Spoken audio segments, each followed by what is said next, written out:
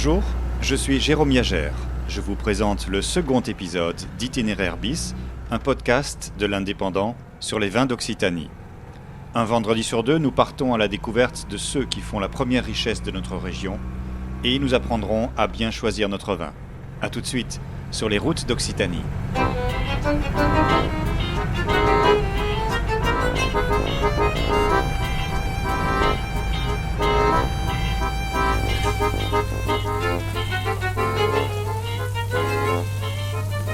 Tendez l'oreille, vous l'entendez ? Ça n'a rien à voir avec ma 2 chevaux, mais c'est un son tout aussi ancestral. C'est le cassoulet de Castelnaudary qui mijote et que mes hôtes, dans un village du Comminges, ont mis à réchauffer. Il commence à faire frais en cette période de l'année, on aime manger chaud, et on aime se retrouver à plusieurs pour se réchauffer le cœur.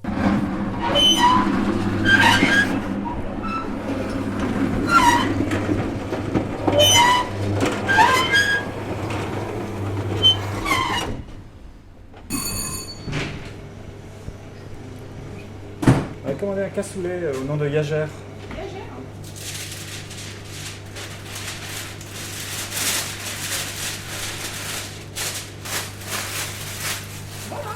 Alors rappelle-moi comment il faut le... Alors, je vous ai tout marqué dessus. Ah d'accord, D'accord, donc c'est 1 heure, mais je vous l'ai écrit dessus. d'accord, Faut pas oublier. d'accord.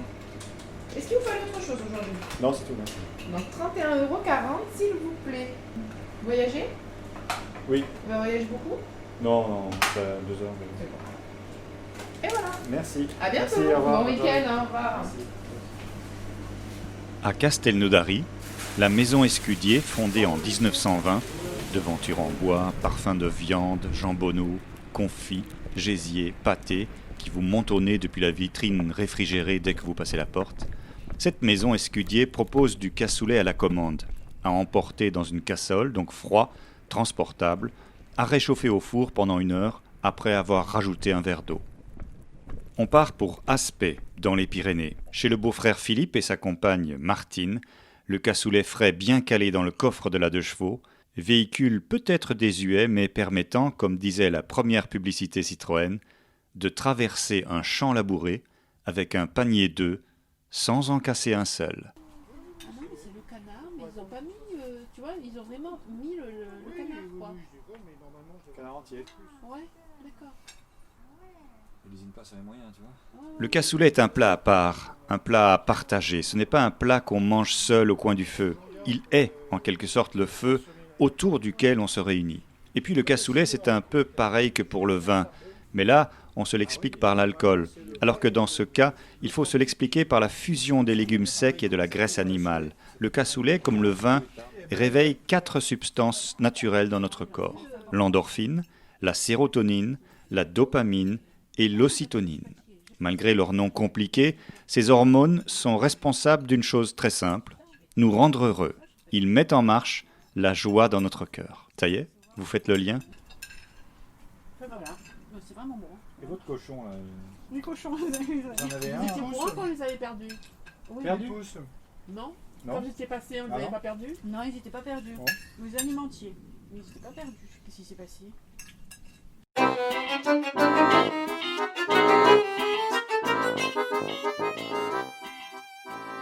Et il me semble que nous accumulons des souvenirs gastronomiques.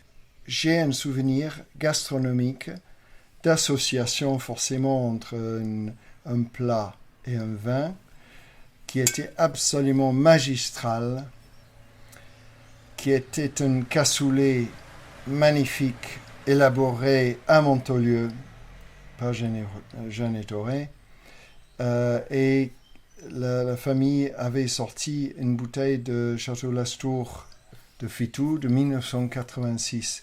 Et cela s'est passé en 10 années plus tard, donc 1996. Donc le vin avait 10 ans.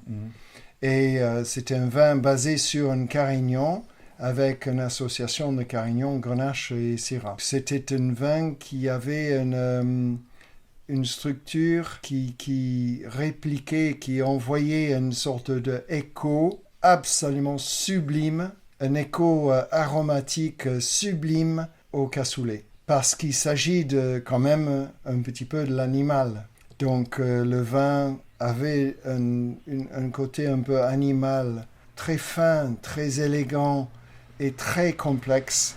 Et le cassoulet avait un animal très fin, très complexe et qui était long, qui était bon, qui était... Et c'est cette association-là qui a forgé ce souvenir. Alors, tire-bouchon, regarde là-haut. Boucher à la roue, là. Retrouvons notre ami caviste de Montaulieu dans l'Aude, Adrian Mould, qu'on vient d'entendre, pour savoir quel vin choisir pour accompagner un plat aussi riche, aussi complexe. Traditionnellement, le cassoulet s'accompagne d'un vin de la Malepère, qui est le vignoble entre Carcassonne et Castelnaudary. Il me semble qu'il y a deux écoles face au cassoulet. Il y a l'école de la proximité et de la fraîcheur, qui s'orientent vers la Malepère, qui sont élaborés à partir de cépages que nous disons atlantiques dans la région, pour ne pas dire bordelais, parce qu'il y a toujours une fâcherie entre le Languedoc et le Bordeaux. Dans la Malepère, c'est le territoire, le terroir autour de Castelnaudary, même de Carcassonne, qui sont les deux villes du cassoulet, enfin, Oui. si on exclut Toulouse. Alors là, on apporte la fraîcheur, une typicité un peu plus végétale, sans doute, mais dans le bon sens, des végétaux mûrs. Et donc, les vins de la Malepère sont élaborés à partir de Merlot, Cabernet Sauvignon, Cabernet Franc, Malbec, pour ainsi dire, pas du tout de cépage méditerranéen. Ensuite, il faut le goûter, là, non? Il faut le goûter, effectivement. Donc le Malepère, Voilà. domaine Donc là, Girard, c'est à Alaigne, c'est à la limite même de l'Ariège. Voilà.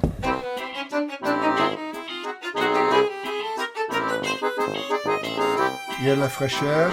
C'est un domaine de la Malepère qui est finalement en altitude, puisque le domaine se situe pas loin de 300 mètres d'altitude. Donc c'est l'un des domaines les plus hauts en altitude de l'appellation Malepère. Ce que j'apprécie dans les vins du domaine du domaine Girard, c'est la précision du style. C'est-à-dire qu'on a vraiment la typicité de la Malepère, une précision du fruit, c'est-à-dire un fruit de qualité qui est très bien vinifié. Et là, donc, je goûte la cuvée tradition et qui n'est pas élevée en barrique, et je trouve que c'est cette cuvée-là qui correspondrait bien dans cette école de la Malepère au cassoulet, en fait. Parce que je ne vois pas les hauts de gamme, donc les vins élevés en barrique, avec du cassoulet. Parce que je pense que les arômes de l'élevage vont apporter trop de complexité au plat qui est déjà assez riche, il me semble. Donc il y a un très joli fruit, c'est très beau. Il y a de l'épice, c'est magnifique.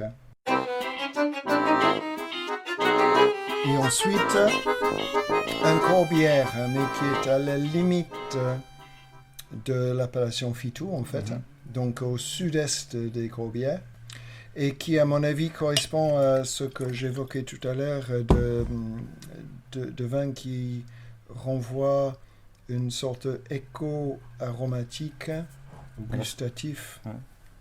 Il s'appelle comment? C'est un vin qui vient du domaine d'un jeune vigneron qui s'appelle Rémi Jallier.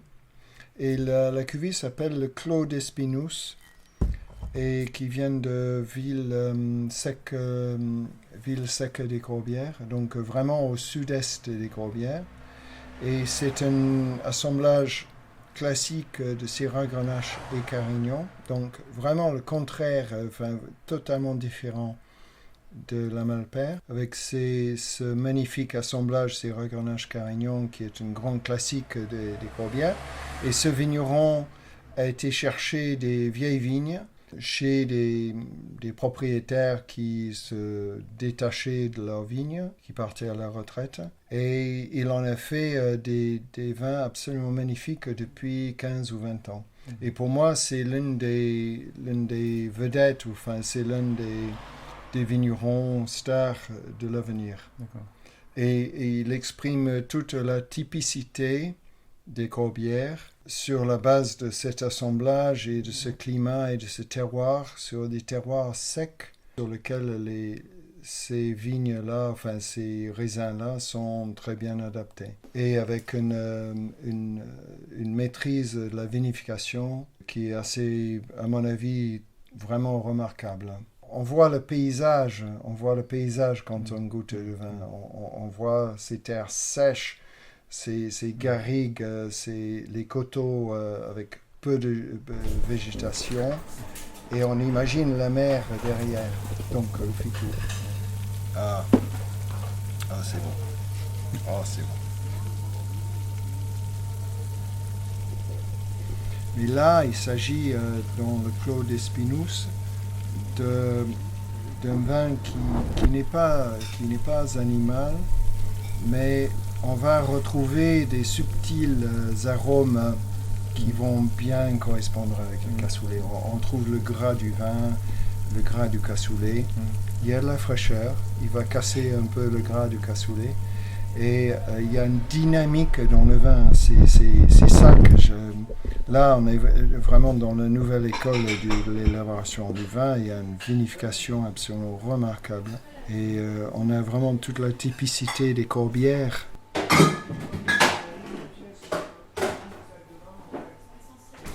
Voilà la réponse à nos interrogations. Avec une petite préférence pour le Fitou, donc, même s'il s'agit d'un corbière à la frontière du Fitou.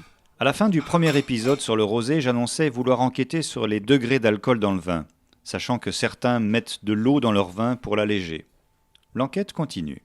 Peut-être pourrez-vous m'aider en m'écrivant à itinéraire bis1166@gmail.com. Parce que l'eau dans le vin, c'est comme si on rallongeait le cassoulet en rajoutant de la crème fraîche. Ça n'est quand même pas très bon.